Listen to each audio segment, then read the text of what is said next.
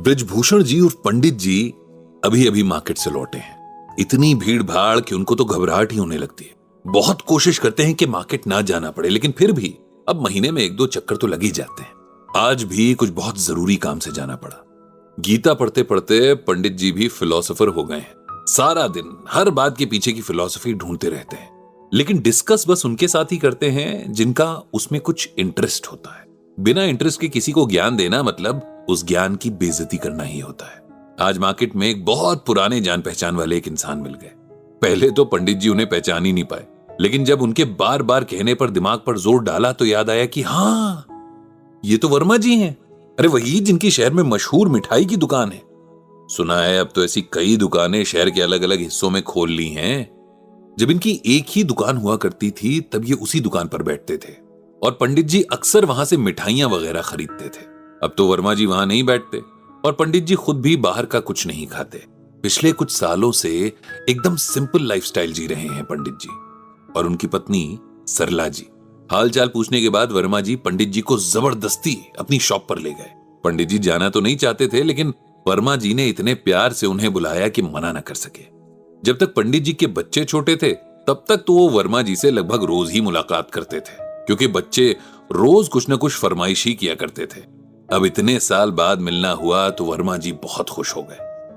Shop बहुत अच्छी और मॉडर्न इंटीरियर वाली थी।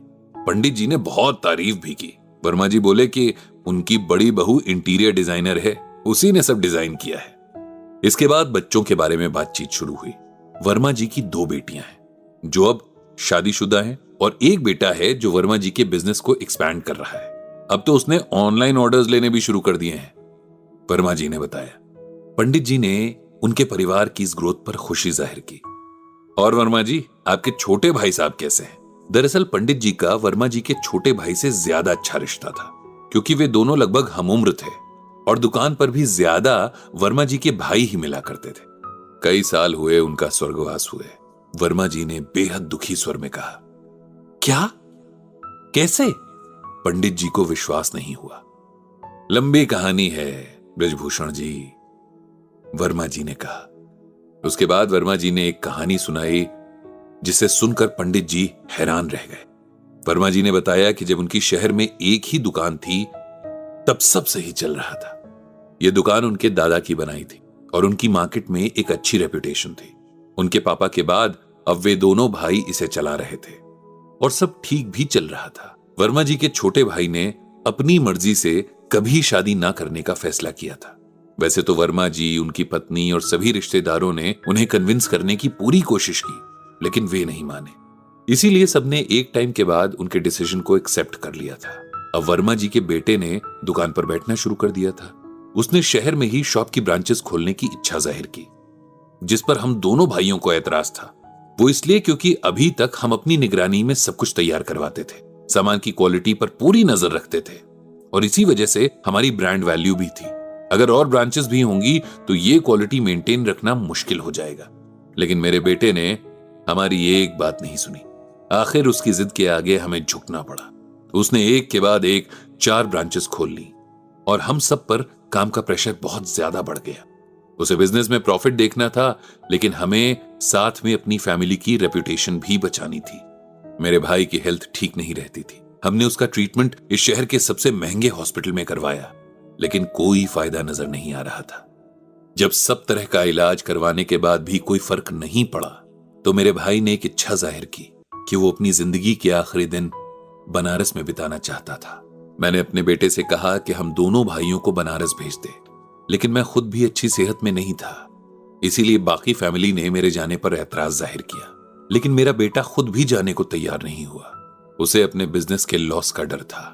मेरा भाई बोलता रह गया, लेकिन सब कुछ होने के बाद भी उसकी आखिरी इच्छा पूरी नहीं हुई। फिर उसकी डेथ हो गई। मेरे मन में इस बात का बहुत दुख है कि मेरे भाई की एक छोटी सी इच्छा पूरी नहीं हो सकी। ये सब बताते हुए वर्मा जी की आंखों में आंसू आ गए। पंडित जी ने उन्हें हाथ थामकर दिलासा दिया कि अब जो होना था वो हो गया।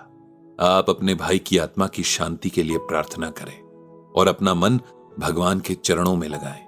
घर लौटते हुए पंडित जी इसी बात के बारे में सोचते जा रहे थे जब भी वे इंसान के दुर्गुणों के बारे में सोचते हैं तब सबसे पहले उनके दिमाग में आता है लोभ यानी लालच।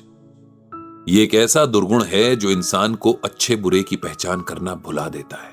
जितना लालच के दलदल में गिरते जाते हैं, अच्छा इंसान बनने, अच्छे कर्म करने से दूर होते जाते हैं। भगवान श्री कृष्ण ने भी गीता में कहा है, त्रिविधम नरकस्येदम द्वारम नाशनात्मनः कामः क्रोधस तथा लोभस तस्मात् तत् त्रयम त्यजेत।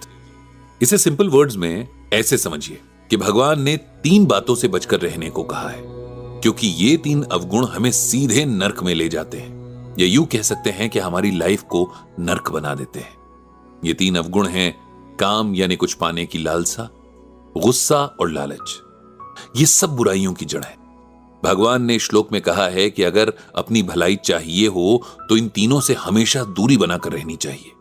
वर्मा जी के बेटे को भी लोभ ने अपने कंट्रोल में ले लिया है, जिससे अगर वो समय रहते बाहर ना निकला तो बहुत बुरा होगा। लाइफ में एम्बिशियस होने और लालची होने में फर्क है, और इस फर्क को कई लोग नहीं समझ पाते हैं। पंडित जी ने भगवान श्री कृष्ण से सबको सही रास्ता दिखाने की प्रार्थना की।